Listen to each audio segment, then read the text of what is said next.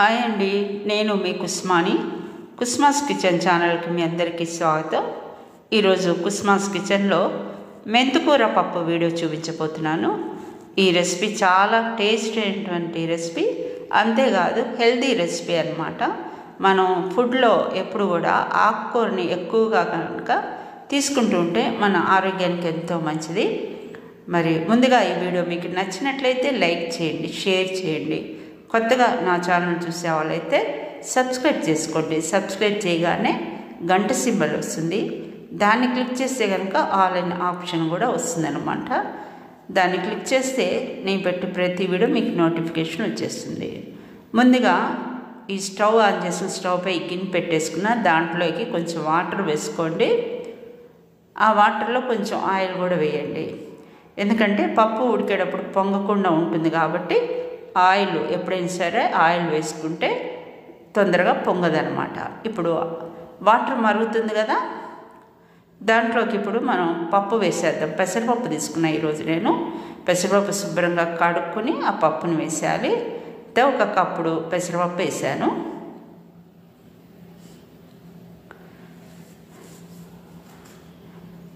పప్పు కొంచెం ఉడికిన తర్వాత దాంట్లోకి మనం కడిగినటువంటి మెంతికూరని, ఒక కట్ట మెంతికూర తీసుకున్నాను. ఆ తర్వాత 2 టమాటాలు కూడా కట్ చేసి వేసేసుకోవాలి. తర్వాత ఒక 4-5 పచ్చిమిర్చి ఈ విధంగా కోసి వేసుకోండి. ఆ తర్వాత ఒక ఉల్లిపాయ కూడా కట్ చేసి వేసేద్దాం. ఇప్పుడు మూత పెట్టేసుకుని మీడియం ఫ్లేమ్లో పెట్టుకుని చక్కగా ఉడికించుకోవాలి. చూశారు కదా, ఆల్మోస్ట్ మనం వేసినటువంటి టమాటాలు, పచ్చిమిర్చి, ఉల్లిపాయ అన్నీ కూడా చక్కగా ఉడికాయి.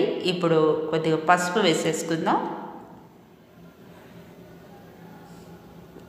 దాంట్లోనే రుచికి తగినంత ఉప్పు వేసేద్దాం.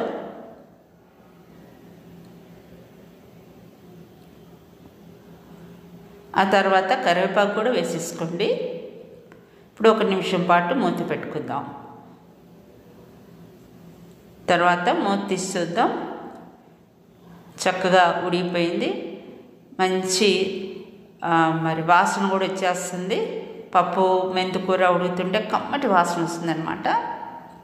ఇప్పుడు స్టవ్ ఆఫ్ చేసేసుకుని పప్పు గుత్తి తీసుకుని ఈ విధంగా ఎంపుకోండి.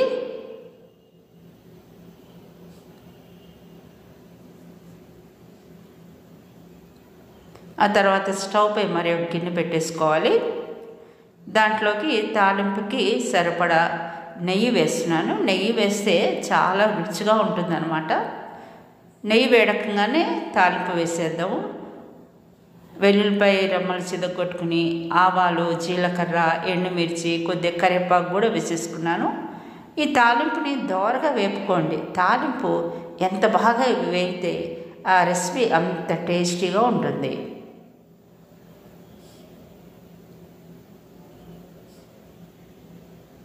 చూసారు కదా, తాలింపు చక్కగా వేగింది కదా. ఇప్పుడు మనం ఏనిపి ఉంచుకున్నటువంటి పప్పు వేసేద్దాం. అబ్బా, తాలింపు పెడుతుంటేనే గుమగుమలాడిపోతుందండి పప్పు, ఇంత కమ్మటి వాసన. ఇప్పుడు ఫైనల్గా కొత్తిమీర కూడా వేసేద్దాం. అంతే, పప్పు మెంతికూర రెడీ అయిపోయింది. చాలా టేస్టీ అయినటువంటి రెసిపీ ఇది. రైస్లోను, పుల్కాల్లోకి, చపాతీల్లోకి చాలా బాగుంటుంది. ఇది చక్కగా అన్నంలో నెయ్యి వేసుకుందంటే ఇంకా మధురంగా ఉంటుందన్నమాట. మరి మీకు నచ్చిందా? నేను చేసినటువంటి రెసిపీ నచ్చినట్లయితే మీరు కూడా ఒకసారి ట్రై చేసి టేస్ట్ ఎలా ఉందో కామెంట్ బాక్స్లో తెలియపరచండి. మరి ఒకసారి కొత్త వీడియోతో మళ్ళీ కలుద్దాం.